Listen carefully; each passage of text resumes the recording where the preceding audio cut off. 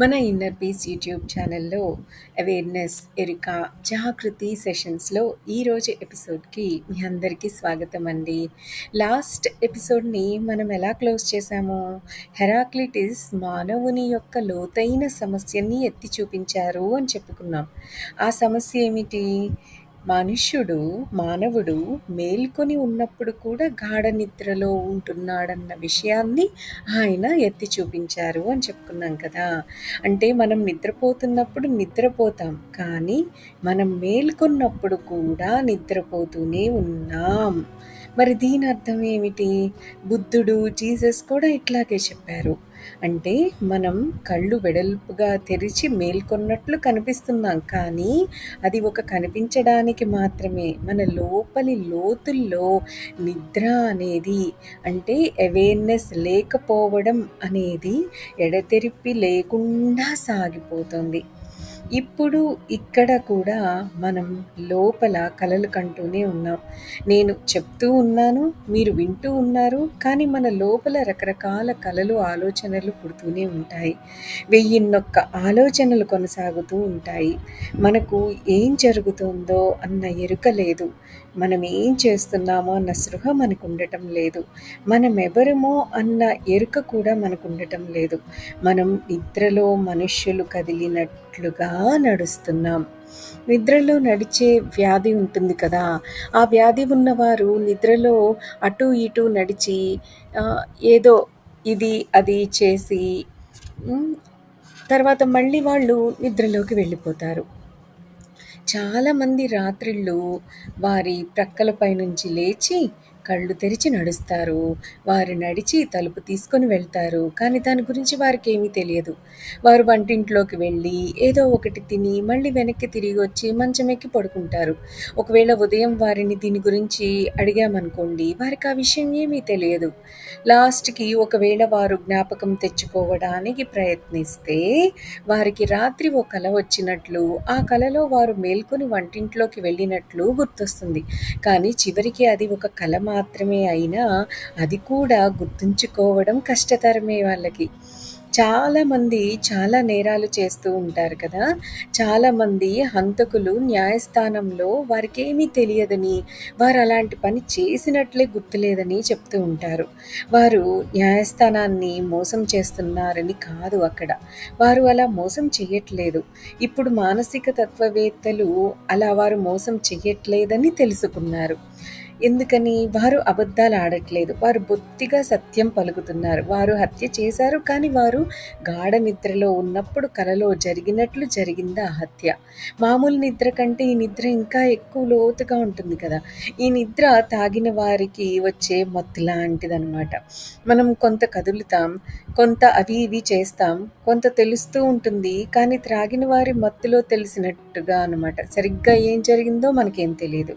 మనం గతంలో మనం ఏం చేసాం, మనమేమిటి, ఎందుకు చేశామన్నది సరిగ్గా మనకి గుర్తు తెచ్చుకోలేని స్థితి కూడా ఏర్పడుతుంది. గతంలో మనం ఏదో చేసాం, ఏం చేసామన్నది మనకు గుర్తురాదు. మనకి ఏం జరిగింది, అది జరుగుతున్నప్పుడు, గతంలో ఆ పని జరుగుతున్నప్పుడు మనం ఏమరపాటు లేకుండా చురుగ్గా ఉన్నామా? లేకపోతేనే కదా గుర్తుండకపోవడం అనేది జరిగేది. మనం ప్రేమలో పడిపోతాం, ఎందుకో తెలియదు. ఎందుకో తెలియకుండా మనం కోపంగా మారిపోతాం. దానికి మనం సాకులు వెతుక్కుంటాం అనుకోండి. మరి మనం ఏం చేసినా దాన్ని మనం హేతువాదంతో సమర్థించేసుకుంటూ ఉంటాం. కానీ ఈ తర్కం అనేది జాగృతి, అవేర్నెస్ కానే కాదు కదా. జాగృతి అంటే ఈ క్షణంలో ఏమి జరుగుతున్నా అది పూర్తి చైతన్యంతోనే జరుగుతుంది. అదే జాగృతి. జాగృతి అంటే ఈ క్షణంలో ఏమి జరుగుతున్నా అది పూర్తి చైతన్యంతో జరుగుతుంది. నేను మాట్లాడుతున్నాను అంటే నా పదాల మీద, నా మాటల మీద నేను పూర్తి ఎరుకతో ఉంటాను తప్ప వేరే ఆలోచన కానీ, లోతుల్లో వేరే విధంగా ఆలోచించడం కానీ, భావనలు కానీ ఏమీ ఉండకూడదు. అదే జాగృతితో ఉండటం అంటే. ఒకవేళ కోపం వచ్చినప్పుడు మనం అక్కడ హాజరై ఉంటే, అంటే జాగృతితో ఉంటే, అవేర్గా ఉంటే కోపం రావడం అన్నది అసలు జరగదు. మనం గాఢ నిద్రలో ఉన్నప్పుడే కోపం అనేది వస్తుంది. మనం కనుక అక్కడ ఉంటే మన అంతరాత్మలో వెంటనే రూపాంతరం జరగడం మొదలవుతుంది. మనం అక్కడ ఉంటే అంటే మనం ఎరుకతో ఆ క్షణంలో జీవిస్తూ ఉంటే. ఎందుకంటే మనం ఉనికిగా ఉండి ఎరుకతో, గమనికతో ఉన్నప్పుడు చాలా విషయాలు జరగడం కేవలం అసాధ్యం. కావాలి అంటే ఒక ఎక్స్‌పెరిమెంట్ చేసి చూడండి. మనం ఒకవేళ స్పృహలో ఉన్నట్లయితే పాపం అని పిలిచేదంతా చేయడం అసలు అసాధ్యం అయిపోతుంది. నిజానికి ఒక్కటే ఒక్క పాపం ఉంది. అది ఏమిటో తెలుసా? జాగృతి, అవేర్‌నెస్, ఎరుక, గమనిక అనేది లేకుండా ఉండటమే పెద్ద పాపం. అది ఒక్కటే అసలు పాపం. అయితే ఈ మూలమైన పదం పాపం అంటే అర్థం తప్పిపోవడం. దాని అర్థం ఏదో ఒక తప్పు చేయడం అని కాదు. దాని సామాన్య అర్థం తప్పిపోవడం అంటే లేకుండా పోవడం. హెబ్రూ భాషలో పాపానికి మూల పదం తప్పిపోవడం అని అర్థం. తప్పుడు ప్రవర్తన, తప్పుడు నడత అని అర్థం. తప్పిపోవడం అంటే అక్కడ ప్రస్తుతం ఉండకుండా ఉండటం. అంటే అక్కడ ఆ క్షణంలో లేకపోవడం. ఇప్పుడు ఇక్కడ లేకపోవడం అన్నమాట. ఆ పాపం అంటే, తప్పిపోవడం అంటే. మనం అక్కడ హాజరు లేకుండా అంటే ఆ క్షణంలో ఆ సెకండ్‌ని అనుభూతి చెందకుండా ఏదో ఒక పని చేయడం. అదొక్కటి మాత్రమే పాపం. ఒకే ఒక సద్గుణం, సుగుణం ఏమిటో తెలుసా మరి? మనం ఏమైనా చేస్తూ ఉన్నప్పుడు పూర్తి చురుగ్గా ఉండటమే, అవేర్‌గా ఉండటమే, గమనిస్తూ ఉండటమే.